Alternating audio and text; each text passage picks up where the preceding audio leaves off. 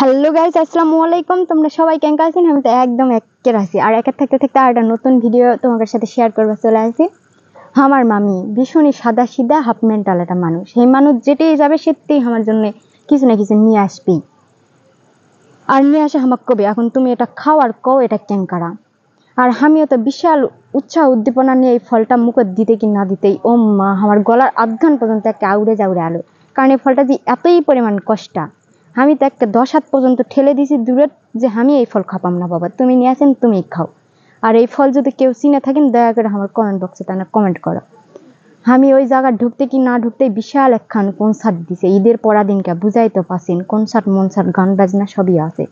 আর মানুষেরও তো কোনো অভাব নাই, এইটা নিয়ে 100টি মানুষ, এইটা নিয়ে 1টি মানুষ, খালি মানুষ আর মানুষ। আর দোকানপাটেরও তো অভাব নাই, ফুচকা চটপটি যা আছে সব আছে। একেবারে ফুচকা চটপটি আলা মানুষগুলো করছে আজকে তোমাকে মাক্কু মারে টেকা নেমো। আর আমার মতো ওটাও তো ব্লগারের কোনো অভাব নাই, এইটা নিয়ে হাই শোনা পাচ্ছি, ওইটা নিয়ে হ্যালো শোনা পাচ্ছি, এইটা নিয়ে গাইস শোনা পাচ্ছি। খালি ব্লগার আর ব্লগার, তার মধ্যে সিপার পেয়ে গেছি আমি। আমার তো আর ড্রোন নাই, ওরা তো ড্রোন দেখে ভিডিও করেছে।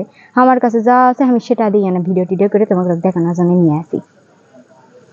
আর এই রাস্তা সম্পর্কে কি আর কমো, এই রাস্তা কাঁচা রাস্তা আর ধুলার তো তুফান, মনে হচ্ছে আমি ধুলাপুরি ঢুকে গেছি। একেবারে অন্ধকার, চার সাইডে ধুলায় ধুলাময় হয়ে গেছে। কেউ মাস্ক পরে আছে তারা না বাঁচছে, যারা মাস্ক পরে আসেনি তারা তো বুঝা পাচ্ছে যে কি হচ্ছে। এর মধ্যে দিয়ে চেংড়া চেংড়ি গুলো একেবারে বাতাসে চুলমুল উড়ে ফুরফুর করে চলে আসছে, কেউ নাক মুখ চিপে ধরা হচ্ছে, তারকে দেখা দেখি আমিও চলে যাচ্ছি উনকেরেই। তোমরা আশা পেলে আমি যা পাম না কষি আর যাচ্ছি। আর আজকে আমি চলে আসি ঘুরবা ঘুরবা আসি আলতা দিঘি। আর আলতা দিঘি যেহেতু আসি এটা ভিডিও করবো না তা কিনকিরে হয়, এই জন্য তোমাকে সাথে আমি শেয়ার করবার জন্য আলতা দিঘিটা আনা ভিডিও করে নিয়ে আসি, ওটা ঘুরমো আর তোমাকে দেখামো। যেহেতু আসি তো এর সম্পর্কে আনা বিস্তারিত তোমাকে জানাই। আলতা দিঘি জাতীয় উদ্যান নওগাঁ জেলা ধামইরহাট উপজেলায় অবস্থিত একটি জাতীয় উদ্যান। এই উপজেলায় আলতা দিঘি নামে একটি দিঘিকে কেন্দ্র করে গড়ে উঠেছে সুবিশাল বনভূমি। মানে শালবন এবং বিভিন্ন প্রজাতির উদ্ভিদই ওটা পাওয়া যায়। আর এই দিঘিটা গড়ে উঠেছে 33 একর জমির উপরে, বিশাল একখান দিঘি। পরিবেশ ও বন মন্ত্রণালয় 2011 সালে এই দিঘিটাকে জাতীয় উদ্যান হিসাবে ঘোষণা করে, ওর থেকেই এটা আলতা দিঘি, ওর থেকেই আমি চিনি। এই জন্য ওটাতে আমি ঘুরবা চলে গেছি, এটা না ঘুরলে হয়।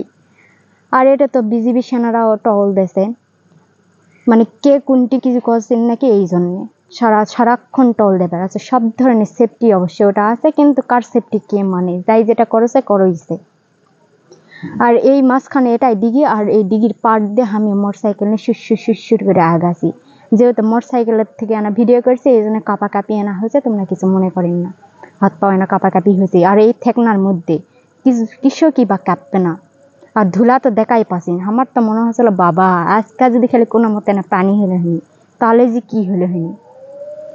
আর এই দিঘির পাড় দিয়ে আমরা এখন বেড়াচ্ছি। দিঘি কষি মাত্র, কিন্তু এটা 1 পানি নেই। মিচ্ছা না পানি যদি খুঁটে খাবা চান তাও পাবেন না। মানুষ এই দিঘি দিয়ে পার হয়ে হয়ে ওই পার যাচ্ছে, কারণ এটা খননের কাজ চলেছিল। খননের কাজ চলার পর ওই দিঘি তার পানি নেই। তারপরে এইটা নিয়ে আসে সেই বিশাল বনভূমি পাবেন। এই বনভূমিতে সব ধরনের গাছই পাবেন, সেই গাছ ছোট নয়, একেবারে বিশাল বড় বড় একটা করে গাছ। ওই গাছের মধ্যে দিয়ে একটা সুলুং একটা করে রাস্তা দিছে, ওই রাস্তার মধ্যে দিয়ে সুর করে আমি আগাছি। আর সব তো কাপলেরা চলে আসে, এটা 100টি কাপল, ওটা 100টি কাপল। আমার আর তোমার মতো সিঙ্গেল মানুষ এই কাপলের উষ্টা খাই একটা নিয়ে পড়ে থাকবেন, তাই কথা আমার মতো যদি যান তাহলে নিয়ে যাবেন ফ্যামিলি, না হলে নিয়ে যাবেন যাই যার কেউ কেউ আছে তাই নিয়ে যাবেন। জীবনেও যান একা যাবেন না, একা গেলে ওই কাপলে করে উষ্টা খায় ওইটা নিয়ে যাই পড়ে থাকবেন। এই জন্য ফ্যামিলিকে সাথ করে নিয়ে যাবেন। এটাও তো মানুষের কোনো অভাব নাই। আর অনেক পুরাতন গাছগাছালি ওটা আছে, যে সরকারের তত্ত্বাবধানে আছে, এই জন্য অবশ্য তেমন কেউ গাছগাছালি কাটা পায় না। গাছগাছালি কাটা পায় না কা, ওর মধ্যে থেকে লোককে লোককে মানুষ গাছগাছালি কাটে কুটেও নিয়ে যায়। খালি কি গাছগাছালিও কাটে, ভিডিওর মধ্যেও দেখা পাবেন। দেখো মানুষ কিনকে আগুন লাগে দেখ বন নিধন কর্মকার্য চালাচ্ছে, দেখে তো আমার এক প্রকার খারাপই লাগলো। আমি তো দূরের থেকে আসি আর কিছু কাপাম না, যদি করলে আমার কিছু কয়। আর আমার একেবারে আমার দেখেই তো এই দুটা কাপড় একেবারে এই টানতে একবার ওই টানতে একবার হেলতে দুলতে চলে যাচ্ছে। আমি কইছি বাবা কোনো মতো যদি তুই ঠেকনা খাই পড়িস তোর কোমরটা ভাঙবে, তোর পিস্টান যা আছে তার কোমরটা ভাঙবে। কয়েক আয়তে আমার কথা পাত্তা না দিয়ে আমি ফুরফুর করে উঠতে উঠতে চলে গেল। আমি অবশ্য অত জোরে যাইনি, আমরা ধীরে ধীরেই যাচ্ছি। হামা করে অত ফুটাঙ্গি নাই বাবা, ওর মধ্যে দিয়ে সুরসুর করে আগাছি।